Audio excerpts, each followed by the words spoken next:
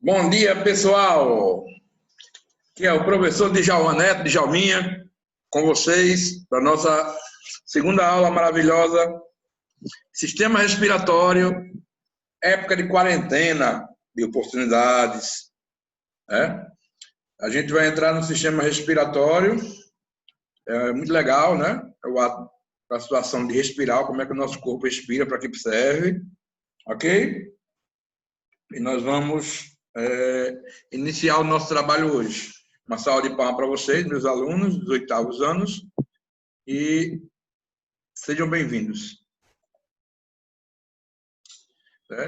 Ainda se lembra da aula passada? Deixe-me pensar, sistema respiratório. Eu digo, não, sistema digestório. Respiratório é agora, né? Vamos trabalhar. A fisiologia respiratória, como eu disse a vocês no começo do ano, a gente trabalha 3 pilares quando a gente estuda o corpo humano. A gente estuda a anatomia, a fisiologia e a patologia. A anatomia estuda os órgãos, né? Em termos de como eles são, o tamanho, a forma, o local onde eles estão. Anatomicamente, a gente fala assim. A gente chama de situação de um órgão. Quando eu falo do coração, por exemplo, eu trabalho coração, anatomia do coração. Tem a forma do seu punho fechado, ele tem a forma de um meio cone, nada daquele coração que a gente vê no filme, né? Então, a forma, a localização, ele está nem é central, nem é direito, nem é esquerdo. Ele é centralizado, desviado para a esquerda. Localização, tem 4 cavidades, é a anatomia também. Aí vem a fisiologia. Do livro ele trata tudo junto. A fisiologia do coração é a função. Fisiologia quer dizer funcionamento do coração. Para que serve? O coração bombeia sangue para todo o corpo. Então é a parte fisiológica. Fisiologia. E patologia, que é o terceiro pilar, seria o quê? Seria as disfunções, problemas, tudo que faz com que não funcione direito aquele sistema ou órgão. Né? Coração, por exemplo, infarto do miocárdio, angina, dor no peito, arritmia, disritmia, tudo isso aí são patologias. A gente tem esses 3 pilares. Gostaria muito que vocês anotassem isso no caderno. A anatomia, a fisiologia e a patologia. Né? Aqui nós vamos estudar hoje o aparelho respiratório, principalmente os pulmões e as vias aéreas. E nessas vias aéreas, a gente trabalha o caminho do ar, né? De fora para dentro, de dentro para fora. É um caminho só. Ele vai e volta. Não tem 2 saídas como o tubo digestório, que tem boca e tem ânus. Aqui não, aqui é uma entrada, né? E o ar ele entra, enche os pulmões, ocorre as trocas gasosas, que é o que a gente fala, e o ar é devolvido ao meio externo. Só que nessa devolução existe uma concentração diferente de gases, né? Já a gente vai falar sobre eles, ok?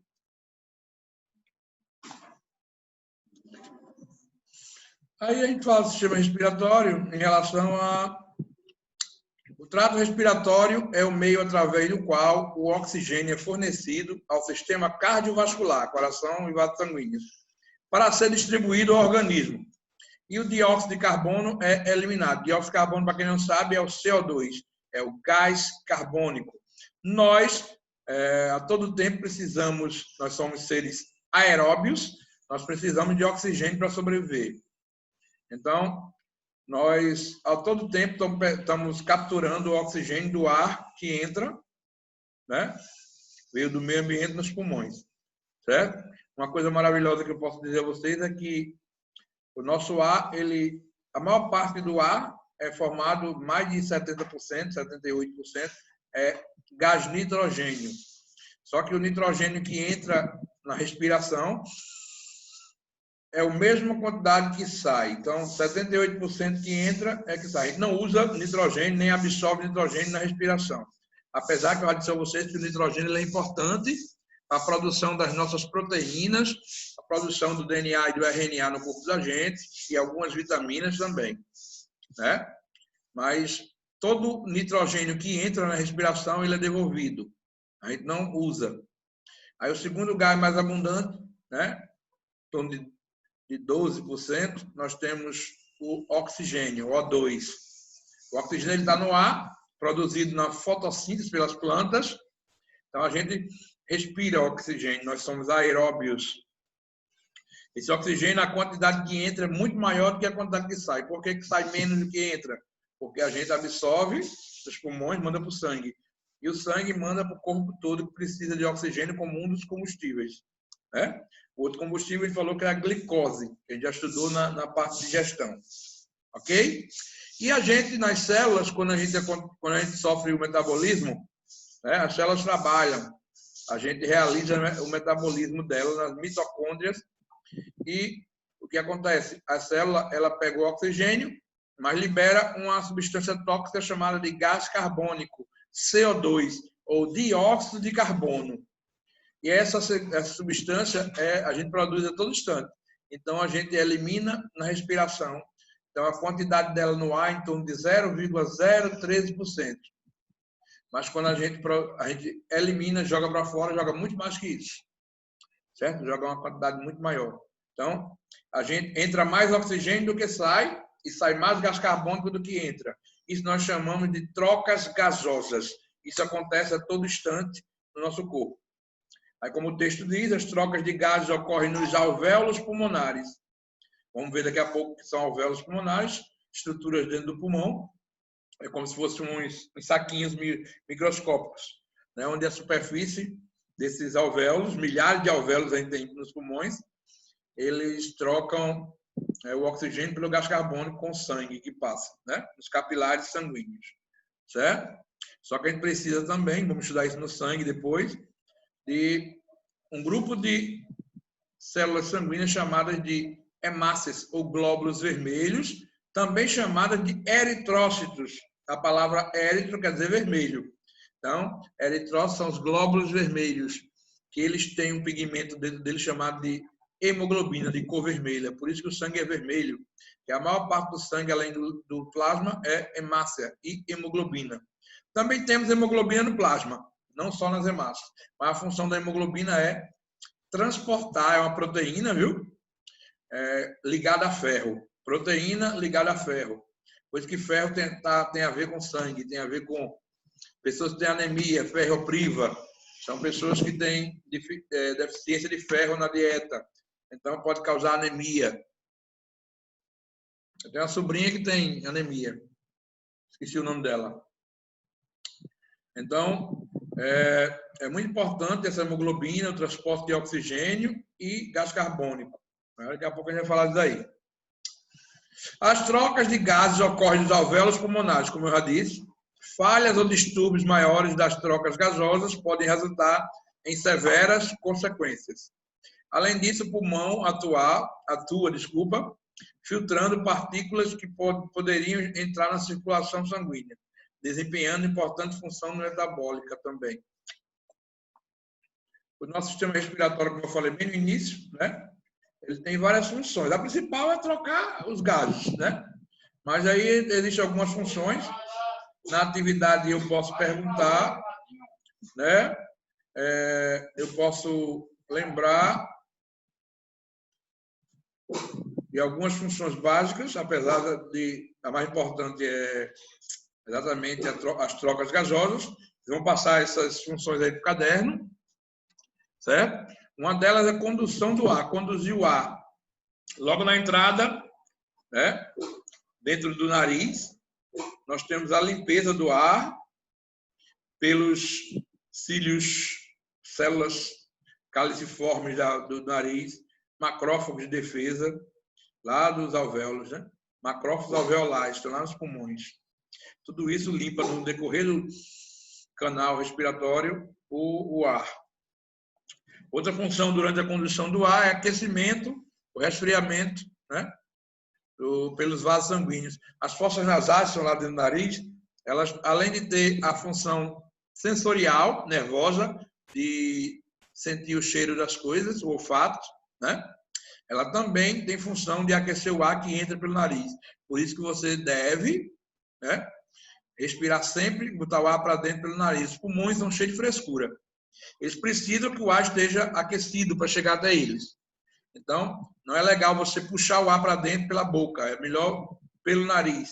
Porque no nariz nós temos os pelinhos, chamados de vibrisas, e esses pelinhos, eles filtram o ar que entra pelo nariz. E as fossas nasais, elas aquecem o ar que entra pelo nariz. Então, isso tudo ajuda, né, nessa limpeza aí e aquecimento do ar. Também tem função, né, algumas glândulas do nariz, aqui da região do, não só do nariz, mas do tubo respiratório, de umedecer. Umidificação quer dizer umedecer. O ar tem que estar úmido também, né? Além de aquecido, tem que estar um pouco úmido, para que os alvéolos pulmonares trabalhem direitinho nessas trocas gasosas. Segunda função, já falamos dela, que é a hematose, ou trocas gasosas, do meio com o sangue, né? Pulmão e sangue.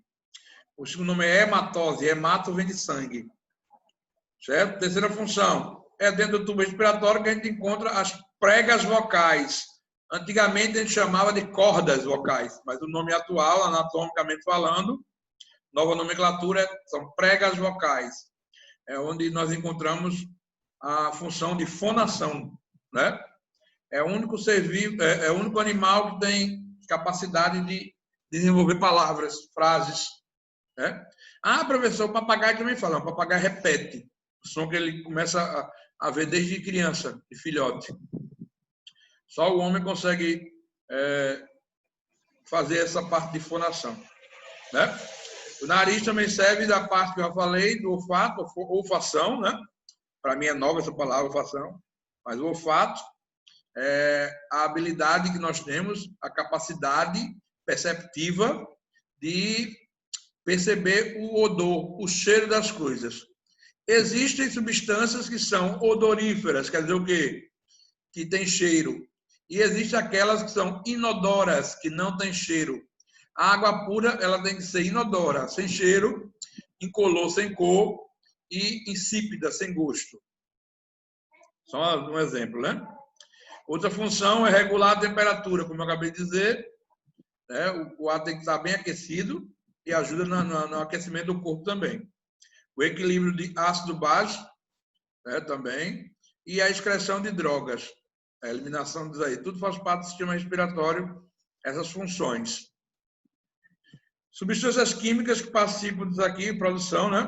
A histamina, prostaglandinas E e F, calicreína, que vai para a circulação, as prostaglandinas E e F, a serotonina, a bradicinina, norepinefrina e são removidas da circulação. Tudo isso através da respiração. Daí não precisa decorar, não, é só conhecimento mesmo. Aí existe a palavra respiração. O que é respiração? Né? Fisiológica e celular. A respiração celular, já disse a vocês que é o fornecimento de energia da célula. A célula, ela tem estruturas organelas chamadas de mitocôndria. As células, ela usa o oxigênio, né? E libera gás carbônico. Dessa forma, fornecendo energia para a célula trabalhar.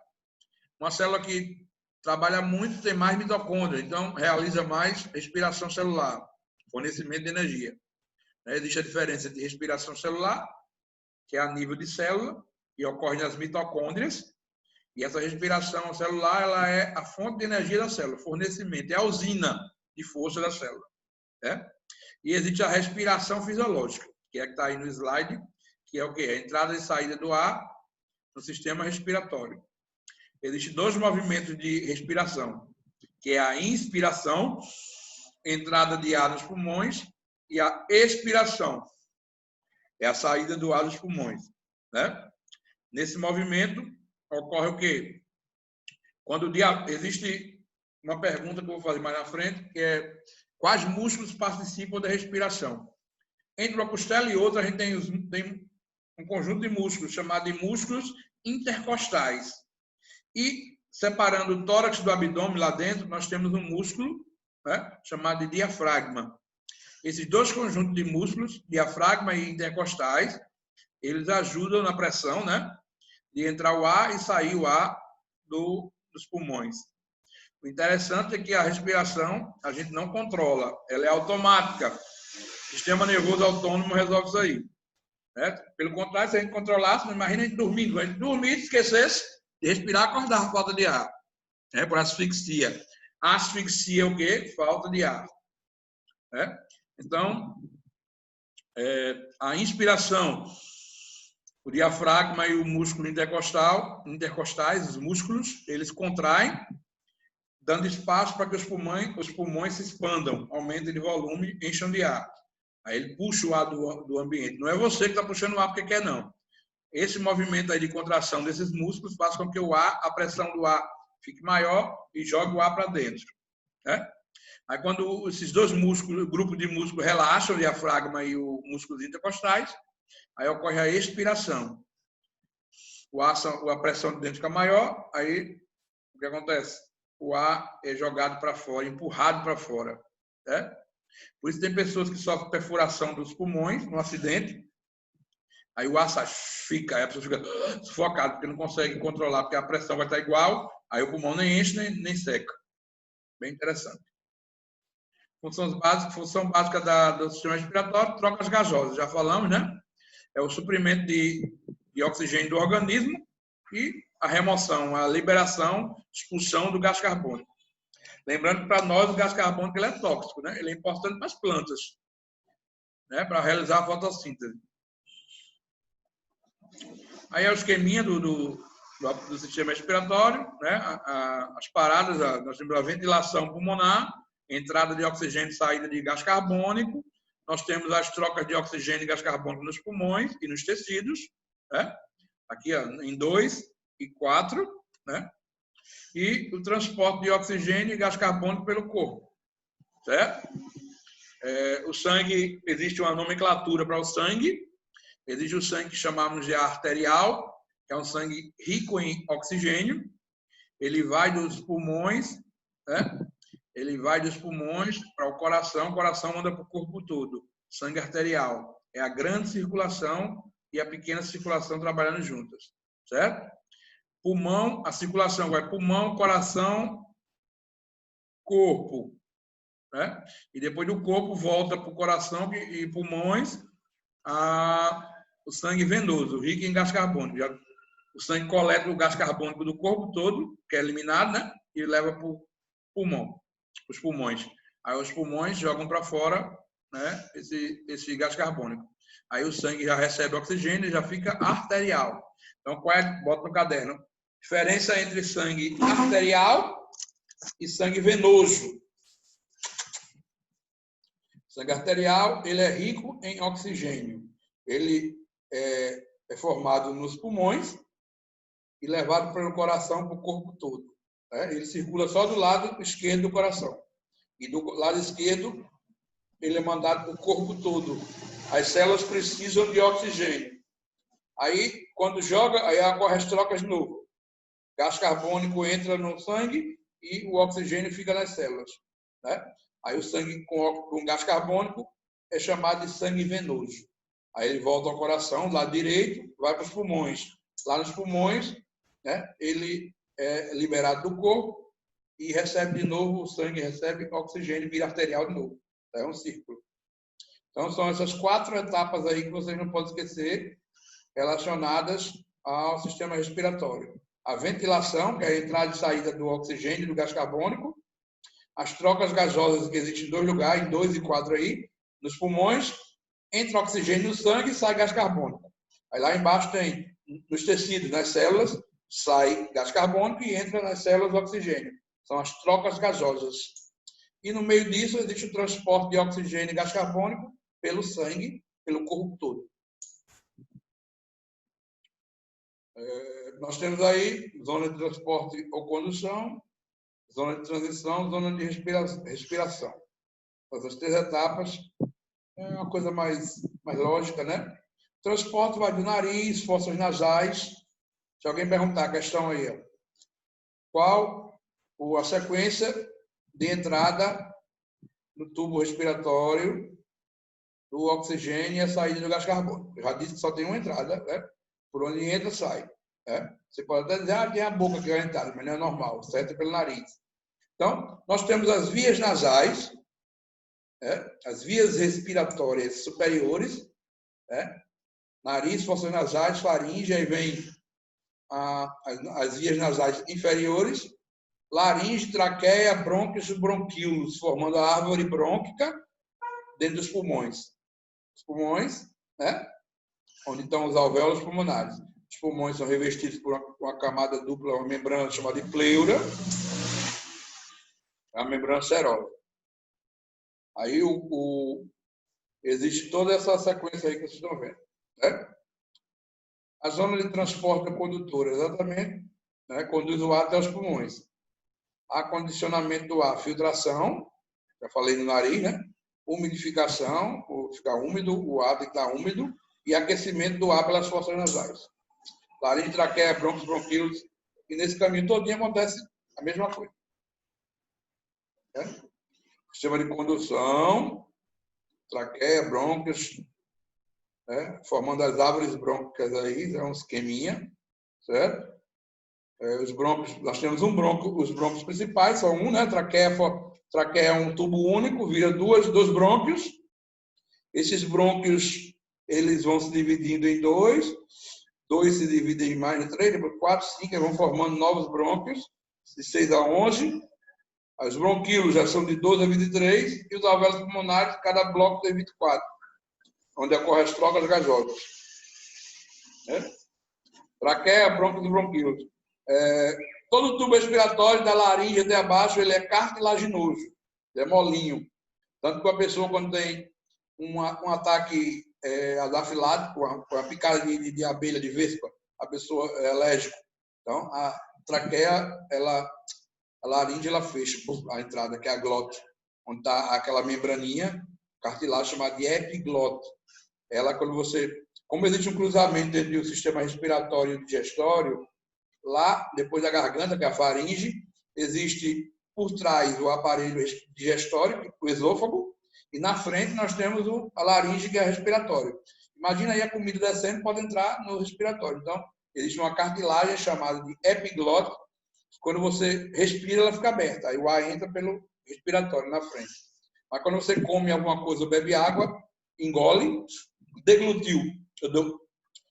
A epiglote, ela fecha o respiratório e a comida e a água desce como um escorrego de patinho para o esôfago. Aí vai para o estômago. Muitas vezes você engasga porque falha, a comida ou a água entra rapidamente no respiratório sem você nem esperar. Aí acontece o engasgo. Aí você engasga e tosse para ver que se expulsa o corpo estranho. Mas o tubo respiratório de laringe para baixo ele é todo cartilaginoso, é molinho. Aí a pessoa, quando faz uma situação dessa, ou tem um choque anafilático, tem um ataque, a respiração não faz, a pessoa faz a traqueostomia.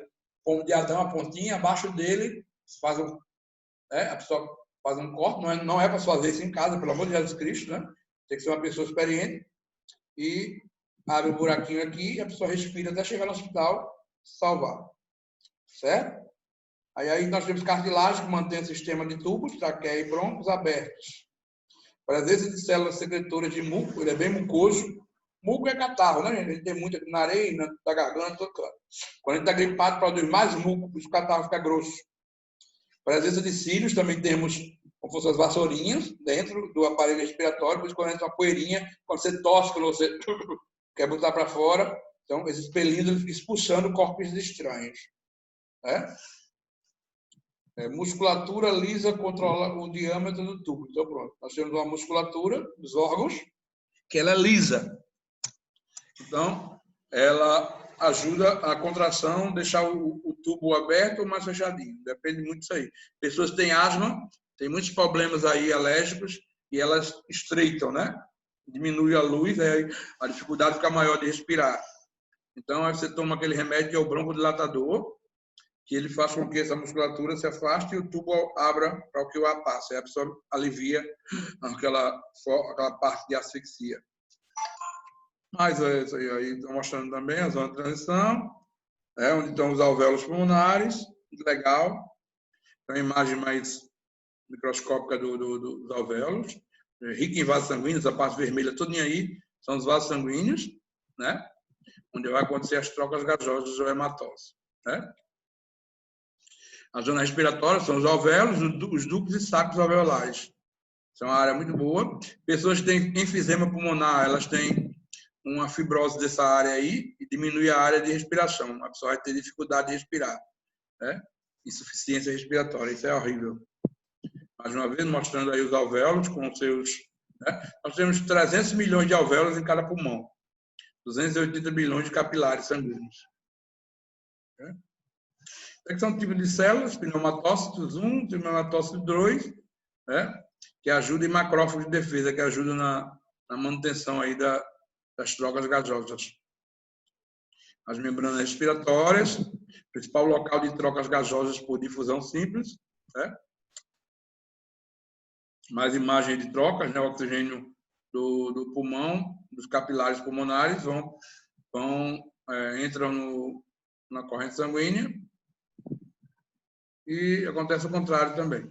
O gás carbônico ele passa do alvéolo para o sangue e o oxigênio do sangue para o alvéolo. Estruturas da caixa torácica. Já falamos dos pulmões. Os pulmões eles têm... Sim, a caixa torácica é essa área aqui, onde estão os pulmões, né? Ela serve para proteger os pulmões e o coração. O espaço entre os pulmões, chamado de mediastino, é onde fica o coração, como eu já falei no início. O pulmão ele tem uma membrana dupla chamada de pleura, né? São duas camadas. Existem os músculos intercostais entre as costelas. É uma curiosidade, o pulmão direito, ele é maior do que o esquerdo. É uma pergunta que vocês podem colocar aí no caderno. Por que o pulmão direito é maior que o esquerdo? O pulmão ele é formado por sacos. Se você secar o pulmão, quem já comprou pulmão, já viu em açougue, pulmão de boi, você vê que ele fica bem murchinho quando não está com ar. Aí ele fica cheio. Se você soprar na parte do tubo, você vê que ele infla. Exatamente por quê? Porque o ar ele enche o pulmão e seca o pulmão. É quando você esvazia. Então, o pulmão direito ele tem 3 lobos, 3 pedaços. O pulmão esquerdo ele só tem 2 pedaços, lobo superior e inferior. Por quê? Porque ele tem que alojar o coração. Uma pergunta que eu vou fazer lá na frente. Por que o pulmão esquerdo é menor que o direito? Quer dizer, não, porque ele tem que dar espaço para o coração. O coração ele não é central, como eu disse, não é direito nem esquerdo. Ele é centralizado, desviado para a esquerda. Então, ele precisa ficar alojado sobre os pulmões. Um pulmão, no caso esquerdo, né? Então, ele fica em cima do pulmão, então o pulmão ele é menorzinho desse lado. Desculpa. Certo? Músculos da respiração, já falamos, né? Contração muscular, trabalho respiratório. A renovação constante do alveolar é assegurada pelo movimento do tórax, músculos intercostais e o diafragma. Músculos da inspiração, né? O diafragma e os intercostais externos, mais comuns, e os secundários, que são alguns músculos do tórax, os calenos, esternocleidomastoide, peitoral maior, trapézio, grande dorsal, elevador da espinha e abdominais. Inspiração é um processo eminentemente ativo o tempo todo. O diafragma está aí no esquema, mostrando. Ó. O diafragma ele fica abaixo dos pulmões. Né? Em repouso, o diafragma está relaxado. Quando o diafragma contrai, o volume torácico aumenta, o volume do tórax. Abre espaço para os pulmões crescer. Quando o diafragma relaxa, o volume torácico diminui, fazendo os pulmões jogar o ar para fora. Né? O movimento similar aqui da coluna, com das costelas. O movimento similar ao da alavanca de uma bomba manual de água aumenta a dimensão antero-posterior, da frente para trás, da caixa torácica também. Para frente, isso também cresce para frente. Um movimento similar ao da alça de um balde aumenta a dimensão lateral da caixa torácica. Aquela alça do balde está lá embaixo, ela faz assim, ó. A mesma coisa acontece das vértebras da coluna e as costelas. Músculos respiratórios, jogar o ar para fora. Os intercostais internos e os abdominais. Respiração, processo passivo durante a respiração basal. Né? Musculatura ativa, né? Em situações de aumento de demanda. Ela trabalha mais. Elasticidade, né? É uma propriedade que permite ao corpo voltar à forma original após deformação. O pulmão ele vai, ele se deforma, fica maior, depois ele volta. Essa capacidade aí chama de elasticidade, é uma propriedade. Pleura, que é a membrana que reveste o pulmão por fora, ela é de origem serosa, né? Serosa.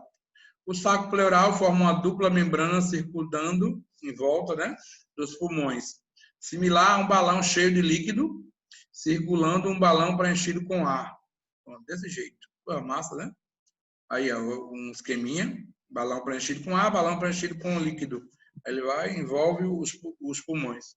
O líquido pleural, membranas pleurais. O líquido pleural possui um volume muito menor do que o sugerido por esta ilustração, claro. Isso é só um exemplo.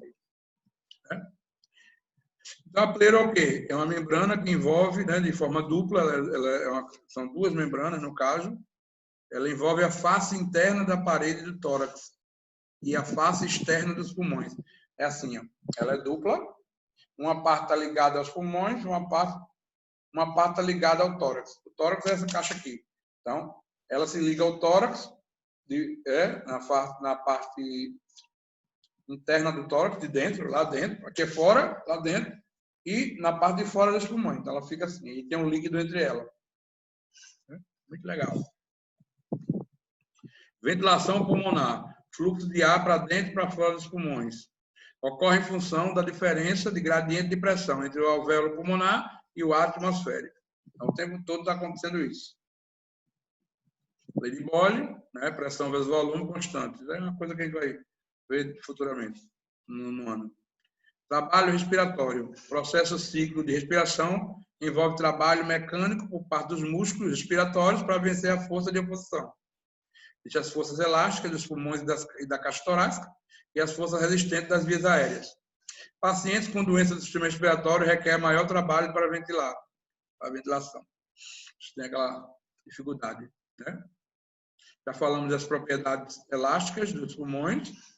Ele tem tendência natural a retrair, diminuir. Fatores responsáveis pelo comportamento elástico dos pulmões. A matriz pulmonar, que é a elasticidade do sistema todo, e a tensão superficial dos alvéolos. Né? São coisas que eu não vou falar agora. São coisas mais para ensino médio. Não tirei do slide, mas aí eu vou agora para falar de alguns problemas respiratórios modernos. É só umas curiosidades que eu coloquei. 7 milhões de pessoas morrem todos os anos só por respirar, somente em relação à poluição do ar, né? O maior causador de problemas respiratórios vem poluição do ar. Tem gente que morre somente por respirar o ar poluído. 91% dos moradores das cidades respiram ar poluído. Né? É uma campanha muito conhecida, né, da ONU, combater a poluição do ar. Deixa a poluição em casa. Vá a pé, de bicicleta ou de ônibus. Pense nisso. Ser sustentável é ser coletivo. Carros transportam apenas 30% das pessoas e emitem 71% dos gases de efeito estufa. Olha aí. Né? Quem leva menos gente, mas quem causa mais poluição.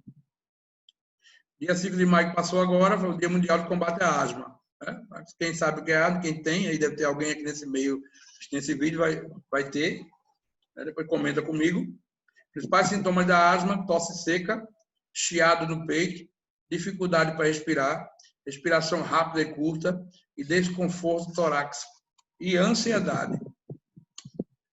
Se liguem aí, quem tem esses sintomas aí, procurar um médico. Aí, ligado ao coronavírus, que a gente está falando, porque quem tem doença respiratória está entre os grupos mais vulneráveis ao coronavírus. Isso a gente sabe, né?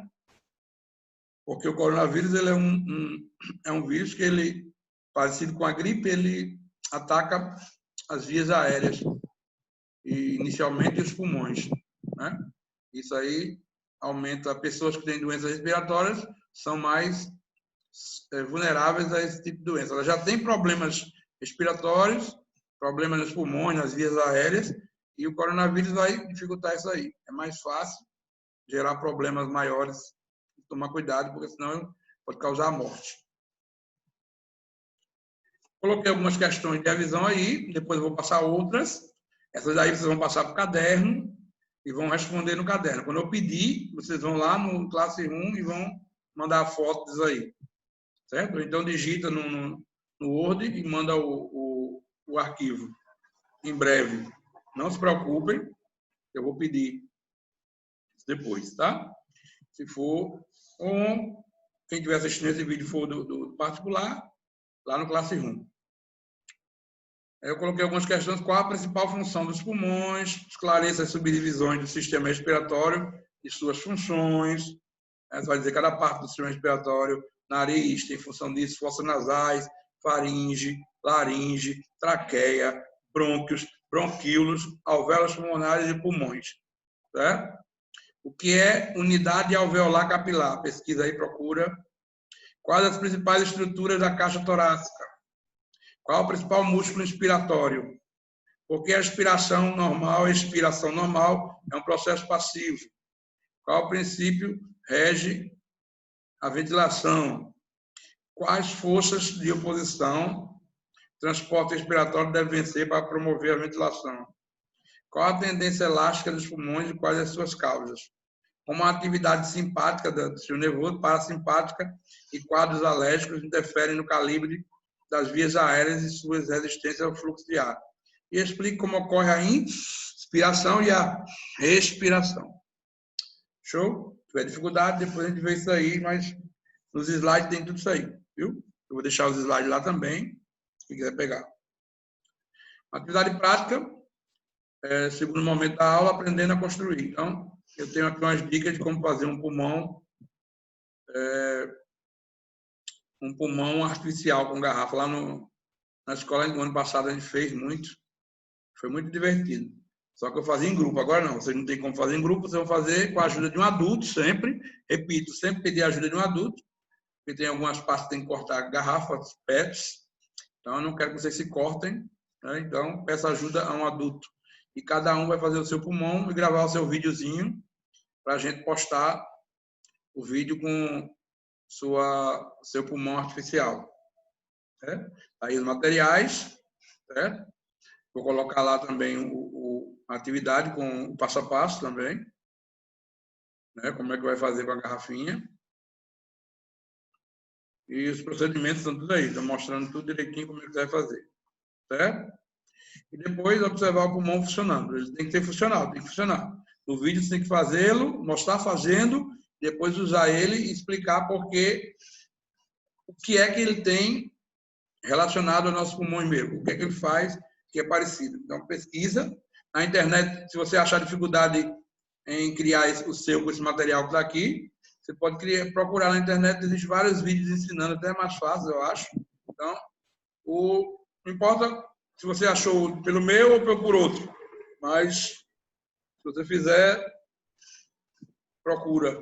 O Manual do Mundo tem um monte de vídeo no YouTube que ensina a fazer um pulmão com garrafa PET, certo? Show? Ficará mais ou menos assim.